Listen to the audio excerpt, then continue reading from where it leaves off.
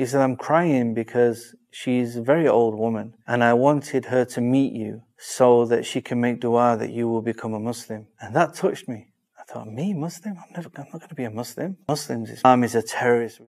Assalamualaikum warahmatullahi wabarakatuh, sahabat Tebar Salam. Peristiwa kekerasan yang dituduh kepada Muslim di New York, AS tahun 2001 telah menghasilkan gelombang kejut ke seluruh dunia.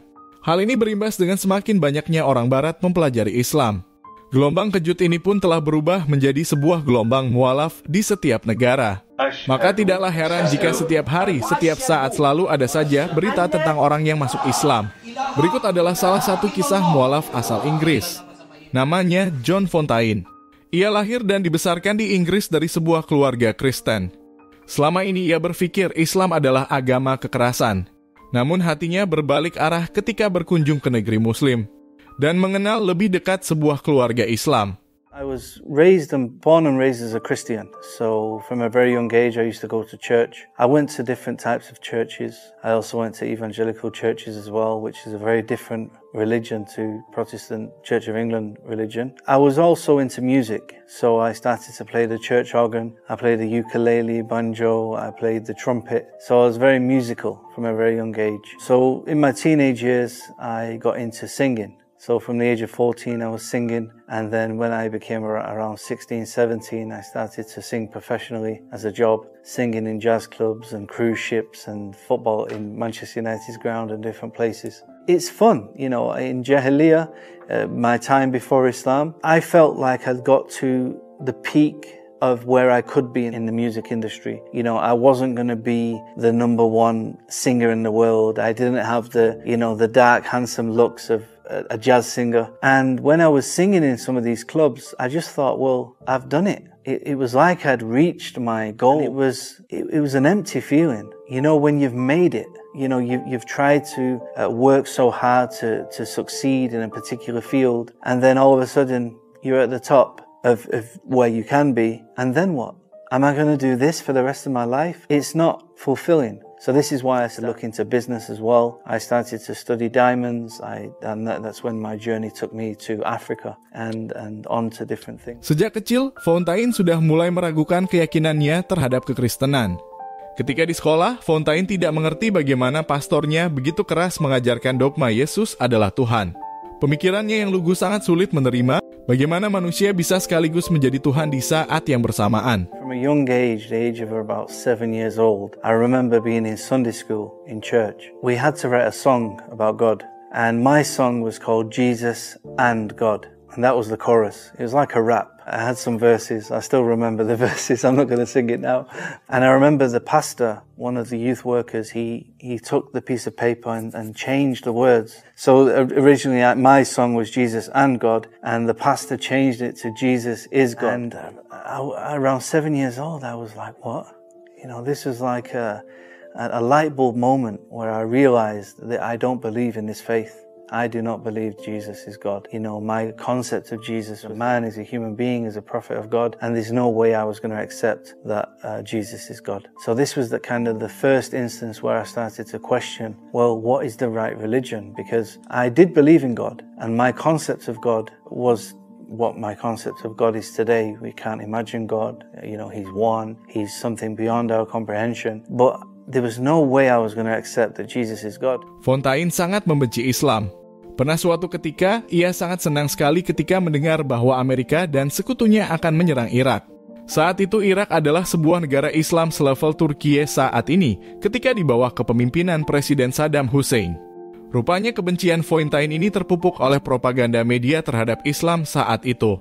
I would say the first time I started to hear about Islam and think about it as a religion was 9/11. I remember I was in school, I was in a woodwork class. Now I was making my GCSE product of a rocking horse, and there was a lot of commotion. The teacher got the 9/11 incident on the laptop, and we were shocked, you know, that somebody had flew a plane into the World Trade Centers, and all I heard was the Muslims, it's Muslims, it's Muslims. And from then I went home and I was watching the news, and I remember when America and other countries were going into Iraq and Afghanistan, I remember watching it on the news, thinking, yeah, let's go and get these Muslims. You know, I was kind of like cheering them on, not knowing anything about Islam. All I thought I knew was that Islam is a terrorist religion, these people are evil, and that was kind of my first introduction. Namun kebenciannya terhadap Islam mulai runtuh ketika ia menginap di sebuah rumah seorang Muslim di Afrika.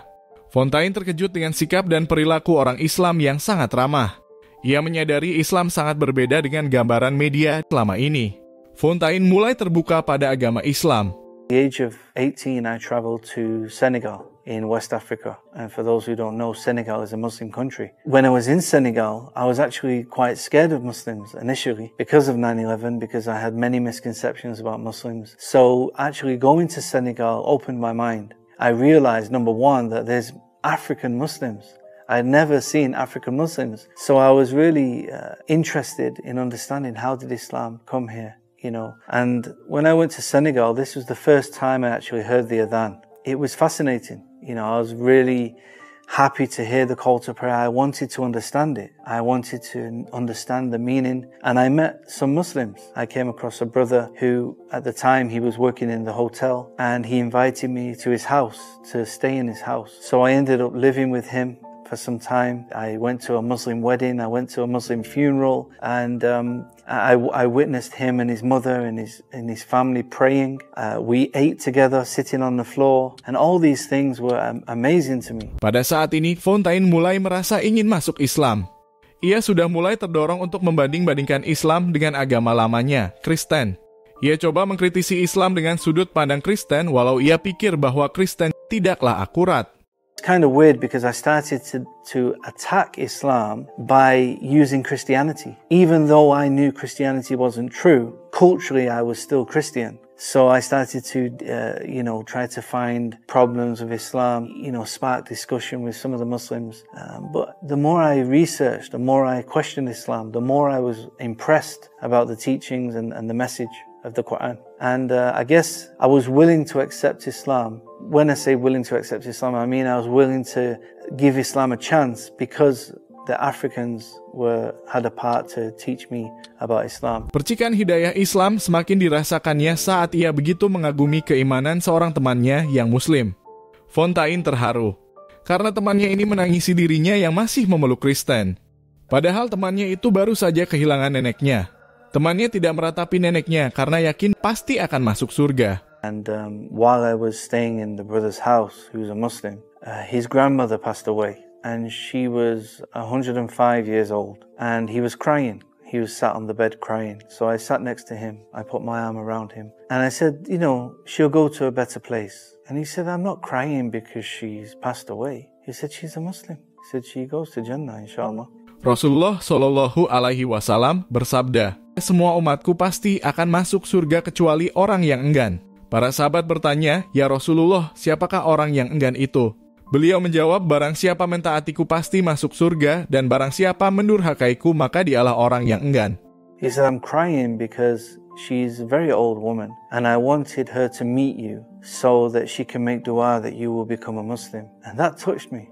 I thought, me, Muslim? I'm not going to be a Muslim. What are you talking about? I didn't say that because he's still upset that his grandmother passed away. But this had an effect on me. I was like, why is this so important for this man? Why is he crying? He's just lost his grandmother. He's not crying because she's passed away. He's crying because he wants me to be a Muslim.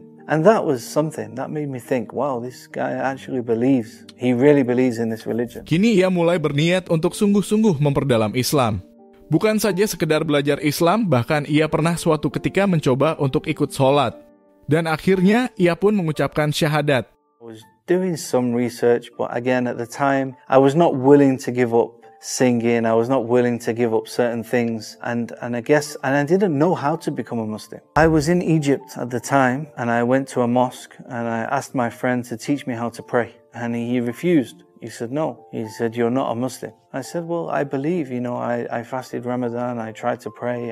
He said, okay, you have to say the Shahada. I asked him, what is the Shahada? So he told me the Shahada and I became a Muslim. Setelah memeluk Islam, Fontain sangat aktif berdakwah. Mengadakan podcast Islam di media online dan kegiatan amal lainnya di Inggris, Afrika, Selandia Baru, dan beberapa negara lain di seluruh dunia. Alhamdulillah,